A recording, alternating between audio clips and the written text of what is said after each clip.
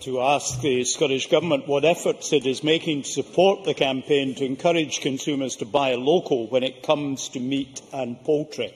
Cabinet Secretary Richard Lockhead.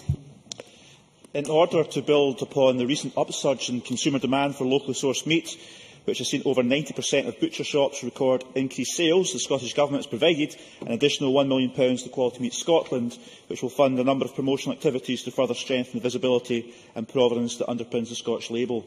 And I urge retailers and every outlet that serves food to buy local, and I urge consumers to buy and eat local. Stewart Stevenson.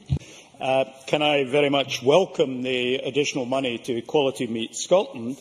Can I ask the Cabinet Secretary to agree with me that efforts to buy local not only support local businesses, agriculture and the economy, but also cut the carbon footprint of eating at our own dinner tables, but also that buying Scotland's world-renowned locally and responsibly sourced beef, poultry and seafood is a natural solution for dealing with mislabelled food? Cabinet Secretary.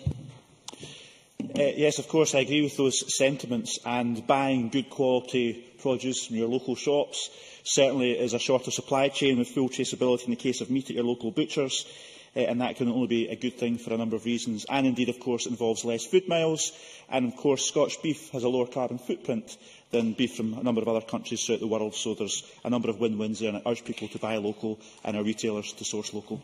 Alex Ferguson.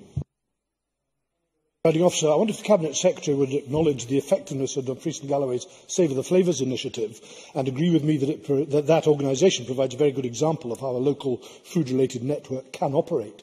And could he also give us an update to Parliament? Could he give an update to Parliament on the progress of the Think Local initiative, which he announced last October, but from which not an awful lot has been heard since?